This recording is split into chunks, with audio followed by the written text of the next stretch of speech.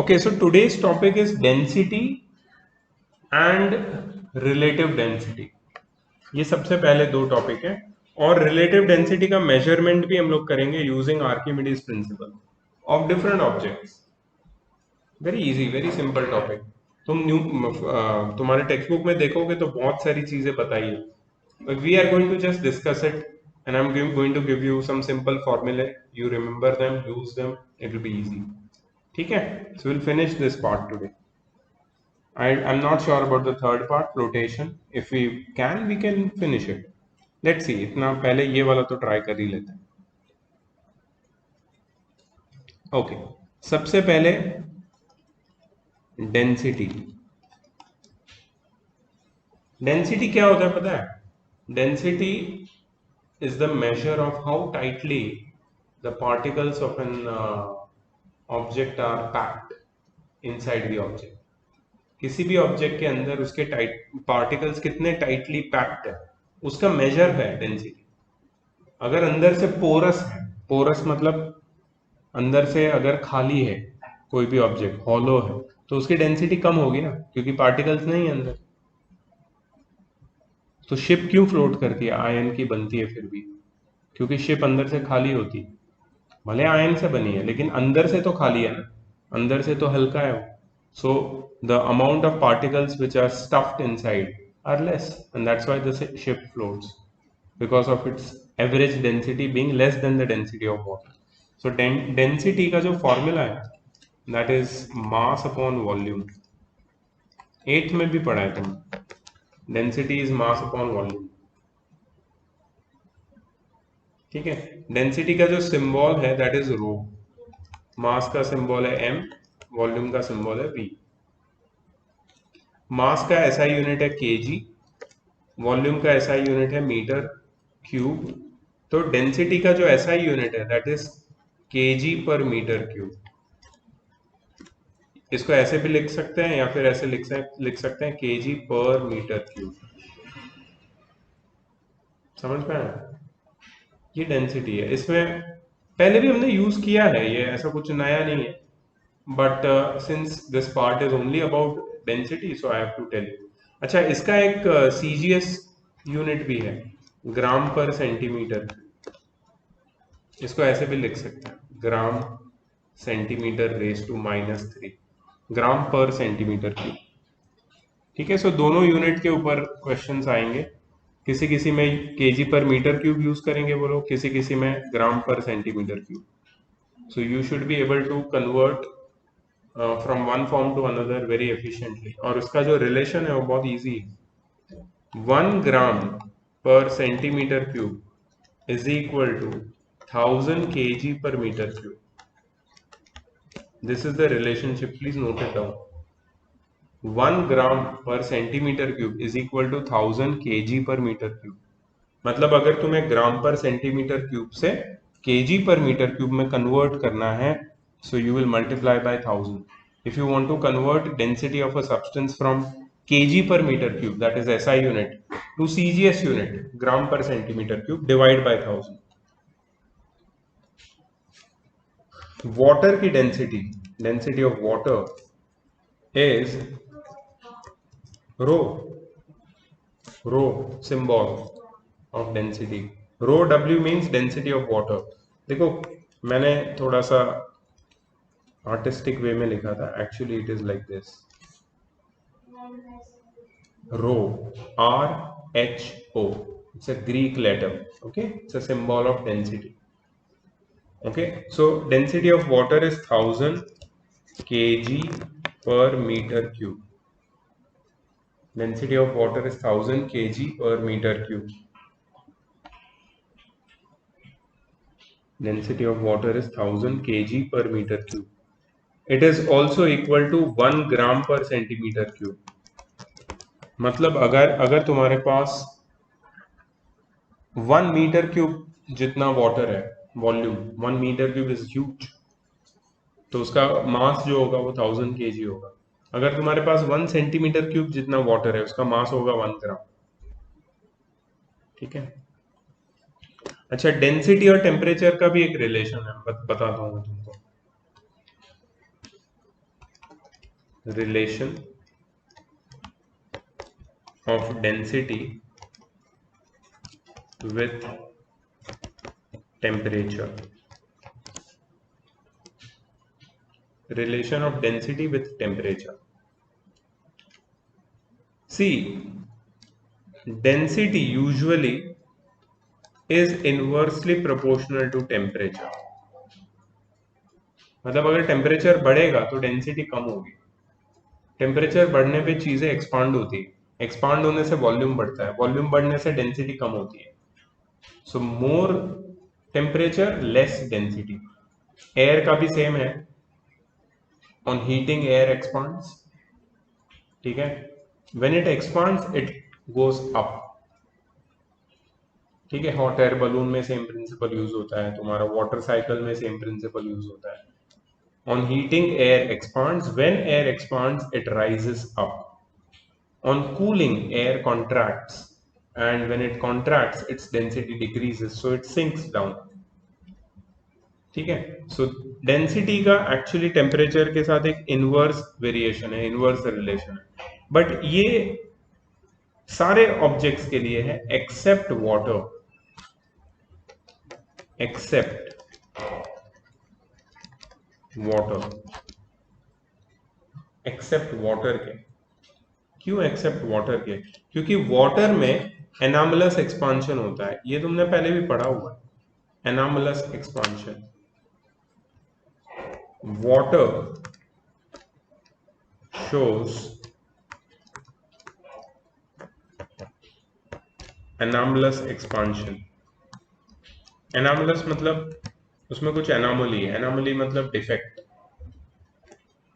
Water shows anomalous expansion. How can you, what can you say about this? How can you explain this? So it's very simple. Water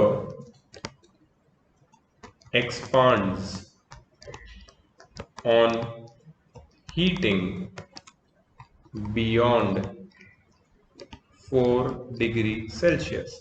4 degree Celsius पे अगर पानी और उसको heat करोगे तो वो expand होगा, विच इज नॉर्मल. इसमें कुछ एनामलस नहीं है. This is normal. अच्छा, number 1. Number 2, water contracts on cooling up to 4 degree Celsius. Water contracts on cooling up to 4 degree Celsius. ये भी नॉर्मल है. इसमें क्या प्रॉब्लम है? ये भी नॉर्मल है. सारी चीजें कॉन्ट्रैक्ट करती है. लेकिन ये 4 डिग्री सेल्सियस वाला क्या मामला है? इसको थोड़ा सा एक्सप्लेन करना पड़ेगा हमें. ठीक है. सो 4 डिग्री वाला मामला मैं एक्सप्लेन करता हूं. Water contracts on heating from 0 degree Celsius to 4 degree Celsius. Just imagine, water को मैं 0 से 4 पे जब मैं लेके आता हूं हीट करके तो कॉन्ट्रैक्ट करता है, which is abnormal, anomalous. And water expands on cooling from 4 degree Celsius to 0 degree Celsius. अगर 4 डिग्री से बियॉन्ड में अगर उसको कूल करूं तो वो एक्सपांड होने लगेगा. सो this is anomalous expansion of water. तो वाटर की डेंसिटी 0 से 4 डिग्री हीट करने पे कम होती है. आई एम सॉरी, बढ़ती है. It becomes more denser on heating from 0 to 4 degrees Celsius. And on cooling from 4 to 0 degrees Celsius, its density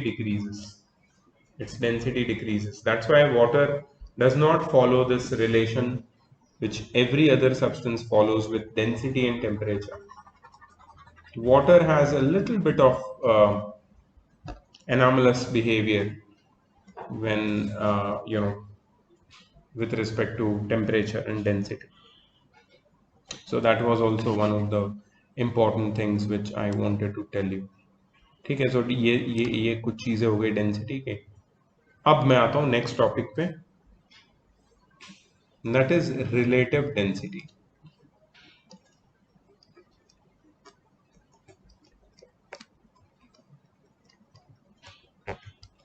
ठीक है।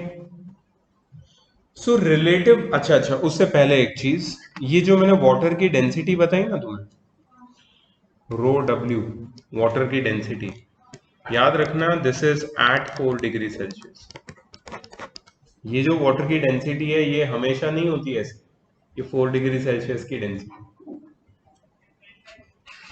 ठीक है, अब मैं रिलेटिव डेंसिटी का डेफिनेशन दे सकता हूं। Relative density is equal to density of any substance upon density of water at 4 degrees Celsius. The density of any substance upon density of water at 4 degrees Celsius.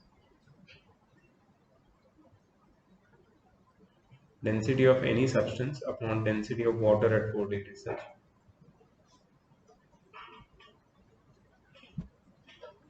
कोई भी substance की density को अगर मैं relate करता हूं density of water के साथ at 4 degree Celsius, so I get its relative density. जैसे कि for example relative density of, let's say, iron। ठीक है, आयन की रिलेटिव डेंसिटी निकालते हैं। सो डेंसिटी ऑफ आयन कितना है, 8600 kg per metre cube approximately. Okay, 7800 kg per metre cube. उसको डिवाइड कर देंगे वाटर की डेंसिटी से, 1000 kg per metre cube. kg per metre cube cut जाएगा, 0 कटेगा और आंसर आएगा 7.8। ये है रिलेटिव डेंसिटी ऑफ आयन। तुम्हें एक चीज दिख रही है, it has got no unit. यहाँ पे कोई यूनिट नहीं है। It is relative density has got no unit since it is a ratio of two similar quantity. Relative density has no units since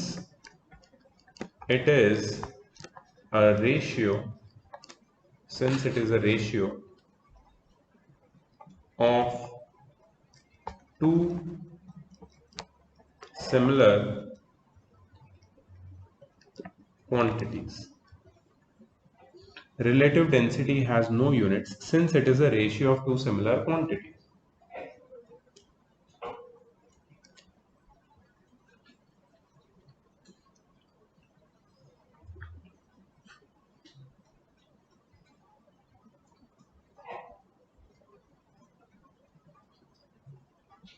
Relative density has no units since it is a ratio of two similar quantities. ठीक है, ये याद रखना। लेकिन अच्छा, और एक substance है मर्क्यूरी, उसकी रिलेटिव डेंसिटी निकालता हूँ। मर्क्यूरी का केमिकल सिंबल होता है Hg। ठीक है, अच्छा, लेकिन इस बार मैं थोड़ा अलग टर्म्स यूज करता हूँ and that is also correct. So the density of mercury I will take it as 13.6 gram per centimetre cube upon, मुझे वाटर की डेंसिटी लेनी है तो, लेकिन वाटर की डेंसिटी अब मैं 1000 नहीं लूंगा, अब मैं लूंगा 1। क्यों? क्योंकि यूनिट मुझे सेम लेना है, न्यूमरेटर और डिनोमिनेटर में the unit should be same. You see the units are same, earlier also the units were same. So you basically have to divide the density of any substance by density of water in the same unit. Acha, what will be the answer? Ohm? 13.6. What unit? No unit. No unit. ठीक है। सो क्या तुम्हें ये समझ में आ रहा है कि रिलेटिव डेंसिटी ये एक सिर्फ नंबर होता है? Relative density of a substance is just a number। अगर ये सिर्फ नंबर है तो इसका मतलब क्या है, क्यों हम लोग पढ़ रहे हैं इसके बारे में? बहुत इजी है. Just by looking at relative density of a substance, we can tell whether a substance will sink or float. Just by looking at that number. कैसे? So, suppose a relative density 1. ठीक है. अगर 1 से छोटी relative density है किसी substance की, ठीक है, तो वो हमेशा फ्लोट करेगा, हमेशा. लेकिन अगर 1 से बड़ी है relative density of a substance, तो वो हमेशा सिंक, हमेशा सिंक करेगा. जैसे हमने देखा अभी मर्क्यूरी की रिलेटिव डेंसिटी 3.6 है, आयन की 7.8 है, वो सब सिंक करते हैं. लेकिन वुड की for example relative density of would 0.8 है अप्रोक्सीमेटली. तुम्हारे बुक में एक टेबल भी दिया है, चेक करो. वुड का है क्या? 0.8 है. 0.5 है. फेयर. वुड सब एक टाइप के थोड़ी होते हैं. कोई टीक वुड होता है, कोई ये शीशम वुड होता है, कोई ओक वुड होता है, कोई बर्क होता है, कोई पाइन होता है. अलग अलग टाइप के वुड होते हैं, तो सबकी डेंसिटी में थोड़ा बहुत फर्क होगा, लेकिन सबकी डेंसिटी 1 से तो कम ही होगी. ये 1 से छोटा नंबर है 0.8, मतलब फ्लोट करेगा. 0.5 वाला भी फ्लोट करेगा, 0.8 वाला भी फ्लोट करेगा. वुड की रिलेटिव डेंसिटी हमेशा 1 से कम होती है, इसलिए वुड फ्लोट करता है. सिंपल. ठीक है. रिलेटिव डेंसिटी से क्या समझ में आता है कि एक सब्सटेंस सिंक करेगा या फ्लोट करेगा, और क्या समझ में आता है? बस अभी आगे पढ़ेंगे और क्या समझ में. You can. These are good notes, of course. If you take these notes, it's good for you. But try to learn multitasking while taking a lecture. Notes भी लेनी है, सुनना भी है, समझना भी है, क्वेश्चन भी पूछने, आंसर भी देने, डाउट्स भी पूछने, सब कुछ.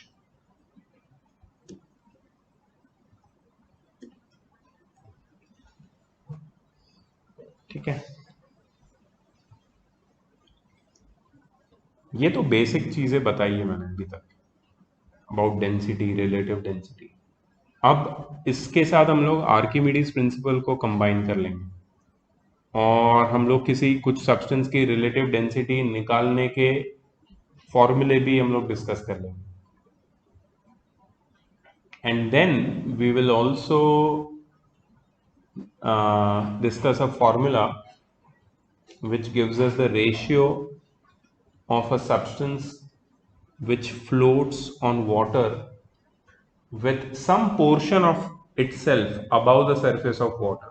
उसका भी एक रेशियो का फॉर्मूला है, वो भी समझ लेंगे. ठीक है. सो दो चीजें और, and then we can try some questions and answers. Sir अगर रिलेटिव डेंसिटी बना तो फ्लोटिंग करता. Okay, I'll show you one very nice thing, then you'll understand. तो सपोज एक कंटेनर है, इसमें पानी है,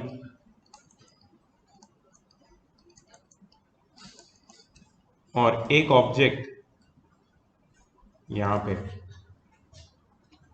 can you guess the relative density? More than one, less than one, equal to one? More than one. More than one. Very nice guess, very good. Okay. एक substance ऐसा है, can you guess the relative density? Less than 1. Very good. Good guess. Very nice. And equal to 1, right?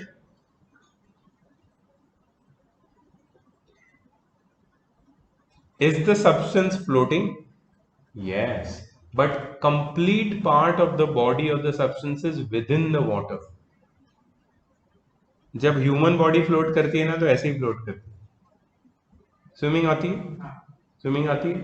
Floating किया है कभी? सिर्फ नाक बाहर रहना चाहिए, तभी फ्लोटिंग बोलते हैं ना उसको. बॉडी पूरा अंदर ही रहता है जनरली, थोड़ा सा पार्ट थोड़ा बाहर रहता है, बट फेस का इतना पार्ट बाहर रहता है, so that we can breathe and float and relax. है ना? फ्लोटिंग ऐसे ही करते हैं ना. ये ह्यूमन बॉडी का एवरेज डेंसिटी है, दैट इज 1. बट अगर डीप ब्रीथ किया तो एवरेज डेंसिटी क्या होगा, कम हो जाएगा, तो और बॉडी ऊपर आ जाता है। Just observe that when you are next time in the pool ना, and when you are floating, breathe in and then try to float. Most of the part of the body will be above water, but as you leave the breath na, you will go inside, but then again you breathe in, so you come up, and that's how you float. You keep on breathing, but make sure that some part of the lungs are filled with air always, so you breathe very slowly, so lungs are never empty, so you always float. It's a science, it's physics. Physics नहीं जानते इसलिए लोग डूब जाते हैं. You know why people sink? Although the density is equal to water, why they sink? Because they drink water. P जाते हैं ना पानी, तो डेंसिटी बढ़ जाएगी ना बॉडी की, फिर नीचे जाएगा. You have to just make sure that you don't, no water goes inside. You always float because it's equal. You just have to breathe nicely. If you breathe properly, you can never sink. That is the thing.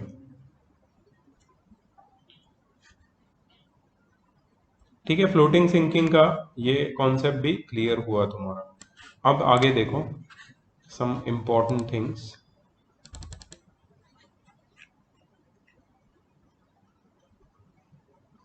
Okay,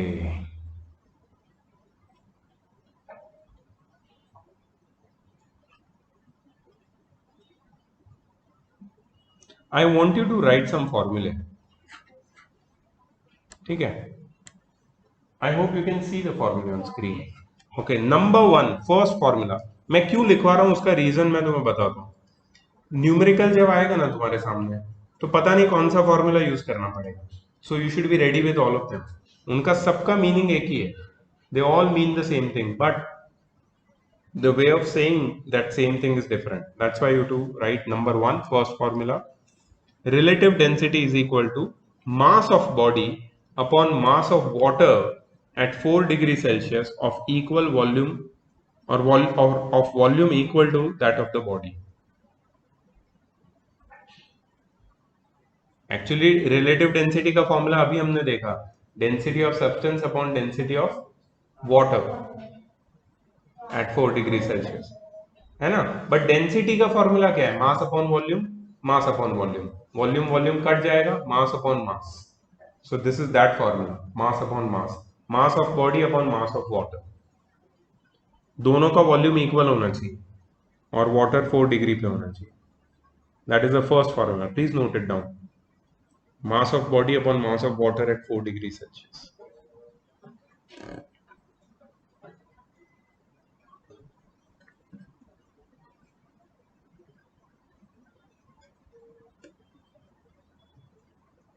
ये लिखा, ठीक है. Second formula, second formula, mass of body upon mass of water displaced by the body.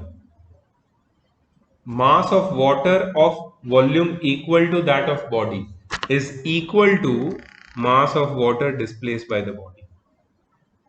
इसका मतलब क्या है? इसका मतलब है कि जब कोई भी बॉडी को हम पानी में इमर्स करते हैं ना, जितना वॉल्यूम बॉडी का पानी के अंदर इमर्स है, उतना ही वॉल्यूम ऑफ वाटर डिस्प्लेस होगा. और जितना वॉल्यूम डिस्प्लेस होगा, that will be equal to the mass of water, because 1 centimeter cube of water is equal to 1 gram of water. Suppose कोई बॉडी पानी में इमर्स हो रहा है और वो बॉडी का 400 सेंटीमीटर क्यूब पानी में इमर्स हो रहा है. 400 centimetre cube volume of the body is immerse in water. How much water will it displace? 400 centimeter cube. And how much mass of water will be displaced? 400 grams. Because 1 centimeter cube is 1 gram of water. Water की density 1 है ना, इसलिए second formula आया. लिख लो second formula, mass of body upon mass of water displaced by the body.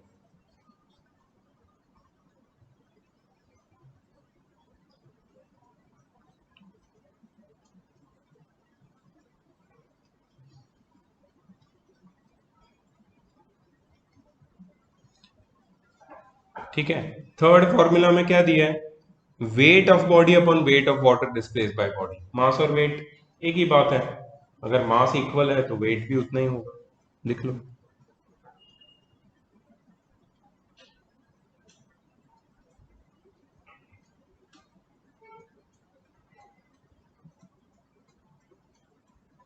ये सारे relative density के फॉर्मूला है। You can solve any question if you know this much. अगर इतना नॉलेज है ना तुम्हारे पास, तुम कोई भी क्वेश्चन सॉल्व कर सकते हो।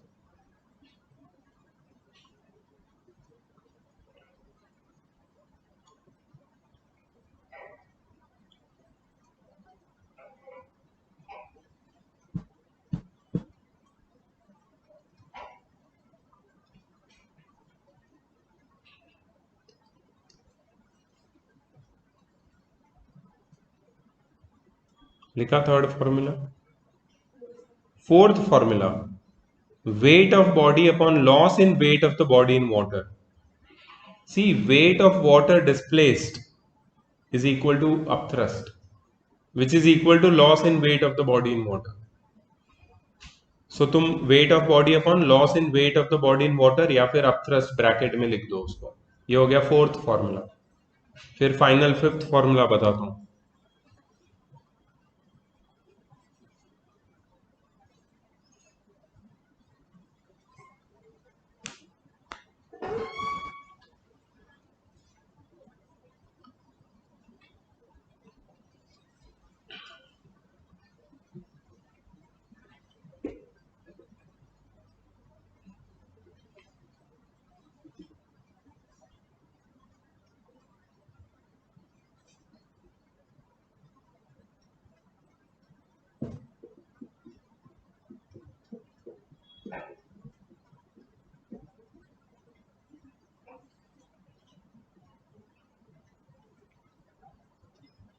लिखा फोर्थ वाला।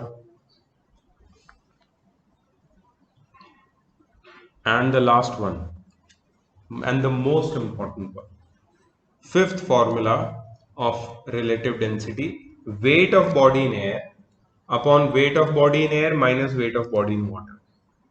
Weight of body in air minus weight of body in water is upthrust, but उसको घुमा फिरा के लिखा है वो लोग, क्योंकि कभी कभी सिर्फ इतना इंफॉर्मेशन देते हैं कि the body weighs 400 grams in air and 300 grams in water. Find the relative density of the water, of the liquid.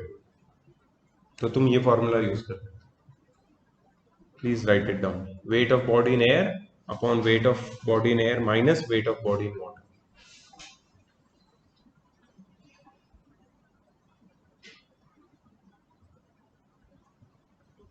And यही है तुम्हारा आर्किमिडीज प्रिंसिपल का एप्लीकेशन, ये फिफ्थ वाला। तो हम क्या करते हैं, हम किसी भी बॉडी को एयर में वे करते हैं, वाटर में वे करते हैं, और फिर रिलेटिव डेंसिटी ढूंढते हैं लिक्विड की। लिक्विड की नहीं, बॉडी की, I am sorry.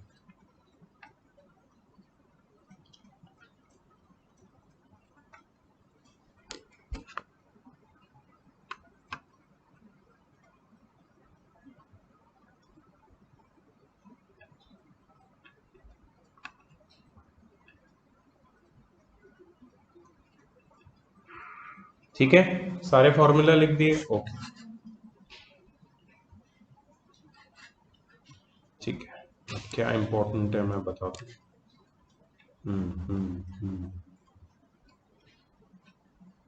Okay, this is not important. जो इम्पोर्टेंट नहीं है मैं सीधा बोलूंगा, दिस इज नॉट इम्पोर्टेंट। उसके ऊपर अभी तक जो लिखे सब इम्पोर्टेंट था, वो स्किप नहीं करना है, बट अभी जो इम्पोर्टेंट है उसी के ऊपर फोकस करेंगे हम।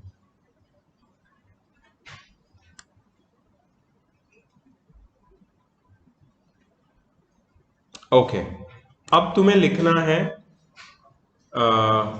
एक लास्ट फॉर्मूला जिसका एप्लीकेशन ऐसा मतलब मिनिमल मतलब गलती से भी नहीं पूछते ये, बट लिख लो क्योंकि मैं बोल रहा हूं।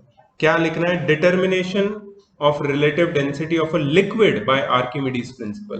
पहले जो फॉर्मूला लिखे ना वो सब सॉलिड बॉडी के रिलेटिव डेंसिटी ढूंढने के फॉर्मूला। और एक फॉर्मूला मैं तुम्हें दे रहा हूं, that is determination of relative density of a liquid bye Archimedes principal.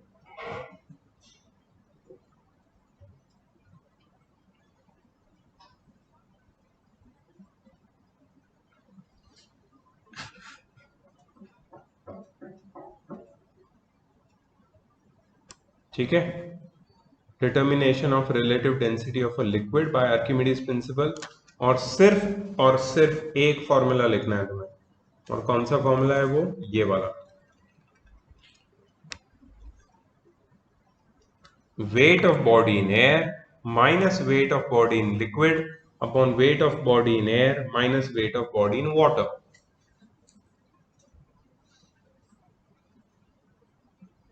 इससे तुम्हें किसी भी लिक्विड की रिलेटिव डेंसिटी मिल सकती है।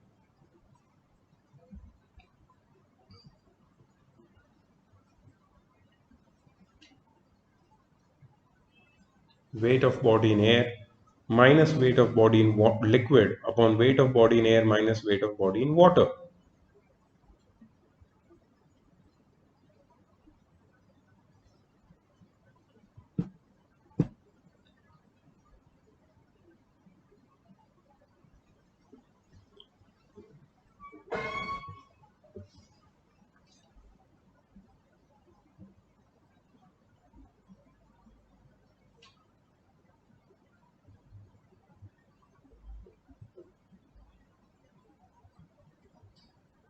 ठीक है,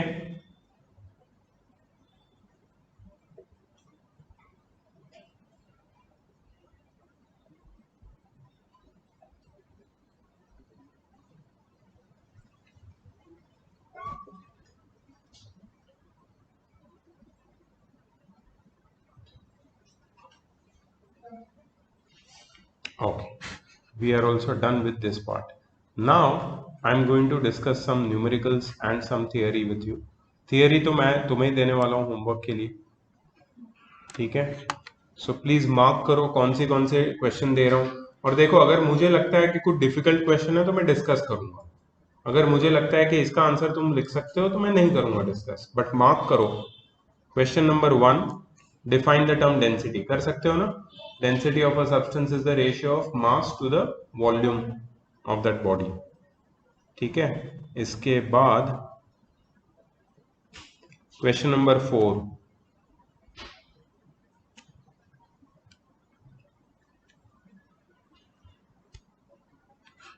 ठीक है, कुछ आंसर्स तो यहीं दिए हुए, वो मैं नहीं दे रहा हूं तुमको।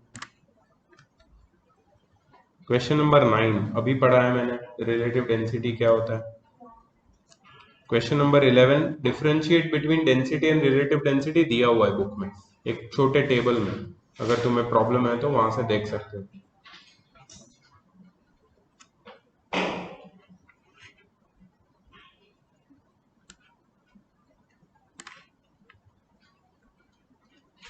बस बाकी न्यूमेरिकल्स है, तो चलो करते हैं कुछ न्यूमेरिकल्स। सबसे पहला न्यूमेरिकल जो मैं ब्लू में मार्क कर रहा हूं वो हम अभी कर रहे हैं, जो रेड में मार्क करूंगा वो होमवर्क होगा। Okay, number 1, density of copper is 8.83 gram per centimetre cube, express it in kilogram per metre cube. मैंने तुम्हें बताया था, किसी को याद है? Nani, tell me how to convert from gram per centimetre cube to kilogram per metre cube. Multiply by 1000। So we have how much? What is the question? 8 gram per centimeter cube, right? You have to convert it into kilo. So always remember, you will multiply by 1000. So you get 8830 kg per meter cube. See that?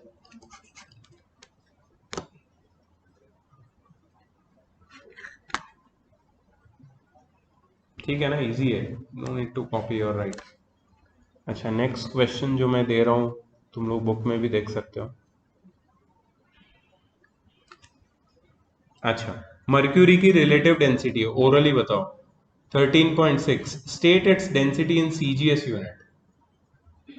13.6 gram per centimetre cube, gram per centimetre cube, पर बोलना मत भूलो, और centimetre cube है वो। ठीक है, सो क्या होता है, रिलेटिव डेंसिटी जितना होता है ना, CGS यूनिट्स में उतना ही रहता है डेंसिटी, सिर्फ आगे मुझे ग्राम पर सेंटीमीटर क्यूब लगा देना है। और अगर मुझे CGS यूनिट्स में डेंसिटी पता है तो मुझे यूनिट हटा देना है, सिर्फ नंबर बताना है, तो that becomes the relative density. ठीक है, so this one is also I consider it to be done so easy. SI unit में अगर मुझे करना है तो सीधा 1000 से मल्टीप्लाई कर दूंगा।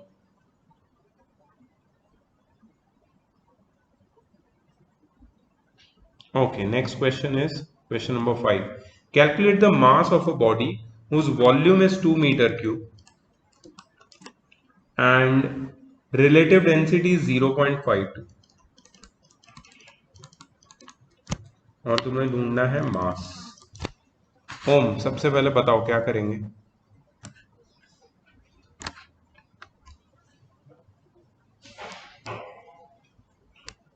What you will do? We have to find mass. What is the first thing?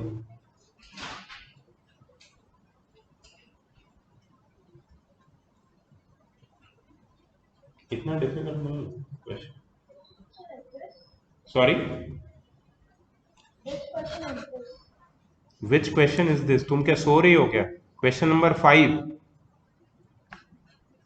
Pay attention in the class. I am not answering these questions. Come on, tell me what is the first thing? No. First you have relative density ना, you find the density। ठीक है, अब देखो ये तुम्हें mass ढूंढना है, volume is 2 metre cube, relative density is given to you, you will find the density in KG per metre cube. But ऐसे डायरेक्टली नहीं ढूंढ सकते, so you will write that density is 0.52 gram per centimeter cube. Now convert it into kilogram per meter cube. How you will convert? 1000. So how much you will get? 520 kg per meter cube. अब तेरे पास density है और तेरे पास volume है, तो मास निकाल सकता है। फॉर्मूला क्या है? डेंसिटी का फॉर्मूला क्या है? Right, so density is equal to mass upon volume. Density है 520, मास मुझे नहीं पता है, वॉल्यूम इज 2। निकाल ले मास। हाँ तो KG, 1040 kg। Yeah, you can write it.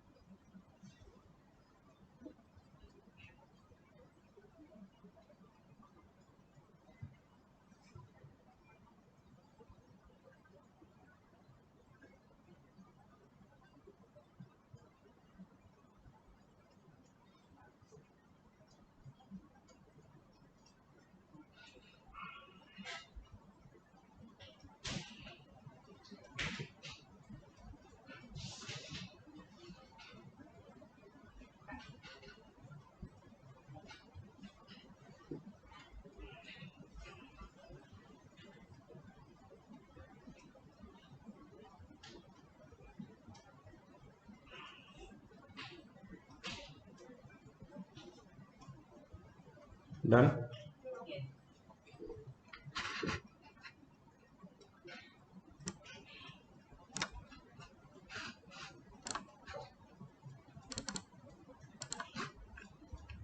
Okay, so हमने अभी किया 5th question.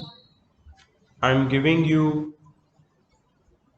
You 6th question as homework.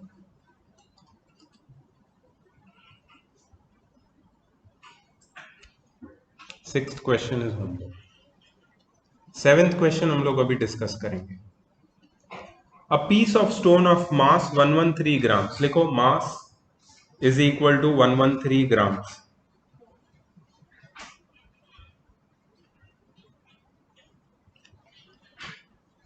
Sinks to the bottom in a water contained in a measuring cylinder, and water level in the cylinder rises from 30 ml to 40 ml.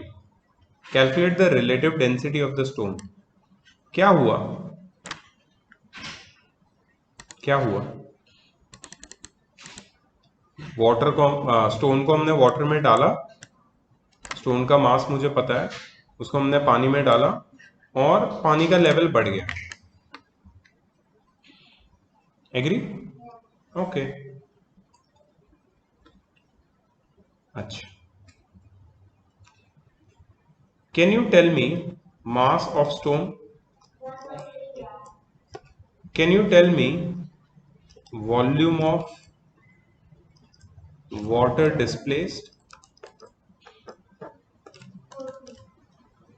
30 से 40 हुआ पानी. कितना पानी displace हुआ? 10 milliliter. Can I write it as 10 centimeter cube? Why? Nah, because 1 ml is equal to 1 centimeter cube. 1 milliliter is 1 centimeter cube. इसके लिए. Okay. Can I write that therefore weight of water displaced is equal to 10 grams? अभी बताया था. Is this correct?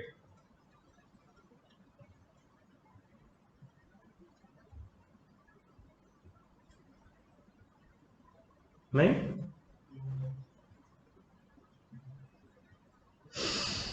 मैंने अभी बताया था. अभी तूने भी आंसर देना चाहा था वो. This is that answer which you tried to give, because 1 centimeter cube of water weighs 1 gram. हमारे पास कितना वाटर है? 10 सेंटीमीटर क्यूब. डिस्प्लेस हुआ ना, तो कितना वेट या कितना मास ऑफ वाटर डिस्प्लेस हुआ? 10 ग्राम. अच्छा, तो मुझे रिलेटिव डेंसिटी ढूंढनी. What is the formula relative density का? देखना मत. Wait of body in air upon weight of water displaced. सही है ना? सही है ना? वही 4-5 फॉर्मूले लिखे थे, उसमें से एक फॉर्मूला लिख रहा हूं मैं. 5 फॉर्मूले लिखाए थे ma'am. Weight of body in air upon weight of water displaced.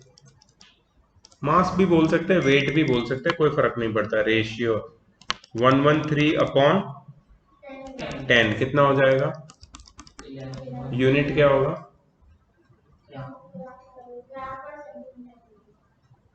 थप्पड़ मारो अपने आप को. एक एक मारो. नहीं मारो, मारो. थप्पड़ मार रहे, प्यार कर रहे. थप्पड़ मारो जोर से.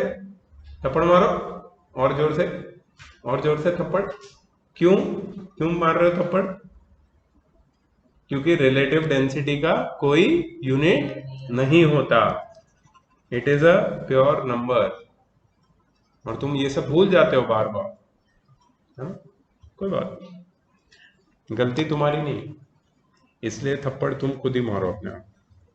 लिख लो प्लीज.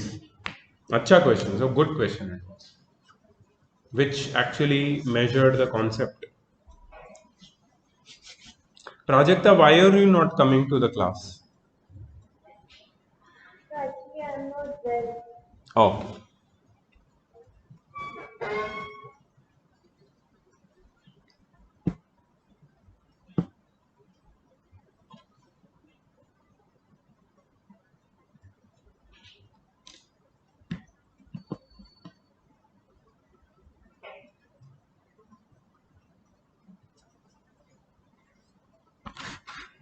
ठीक है.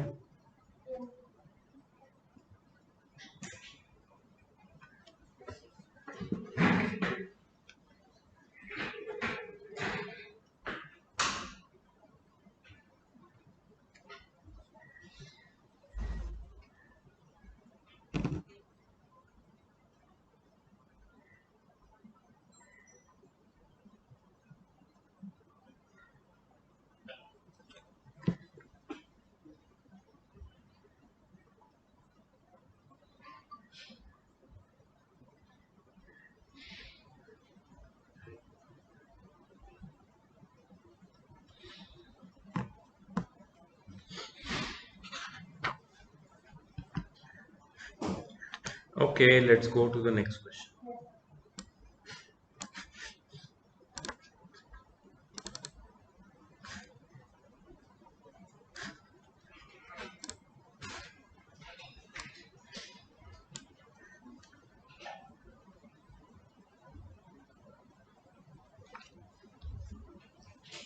Okay, कुछ होमवर्क आ रहा है अभी before I go to the next question. Question number 8 is homework, 9 is homework, 10 is homework, 11 is homework. ये सब जो अभी 5 फॉर्मूला था ना उसके ऊपर डिपेंड है, बेस्ड है ये सारे फॉर्मूले, सारे question.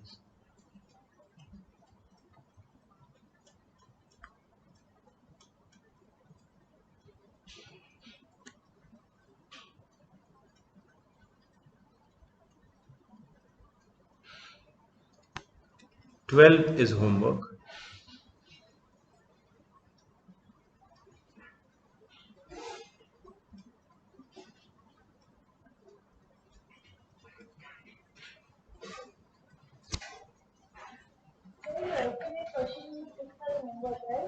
Question number 6 was homework. 6th के बाद 5th I did the 5th one. 6th I gave as homework. 7th I did. Then 8, 9, 10, 11, 12 are homework. 13, 14 we are not trying. 15 a piece of density of iron, find the weight of. This is very easy. I don't even try that.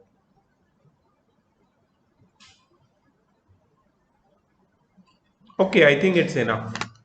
इतना ही करो. तो अभी क्या करना है पता है तुम लोगों को? अभी ये होमवर्क यहीं पे खत्म करना है. I am not going ahead. Flotation is easy, it will be done and it's not a big deal. Flotation is not a big deal. ठीक है, सो वो हो जाएगा नेक्स्ट क्लास में. तुम ये अभी खत्म करो ताकि होमवर्क का झंझट ही ना हो. कौन से क्वेश्चंस? 6, 8, 9, 10, 11, 12. कितने क्वेश्चन है? 6 क्वेश्चन. लगाओ दिमाग, करो अभी. And I am stopping the recording here, but you guys will stay online and do it. Mohant and Prajakta. ठीक है? Yes.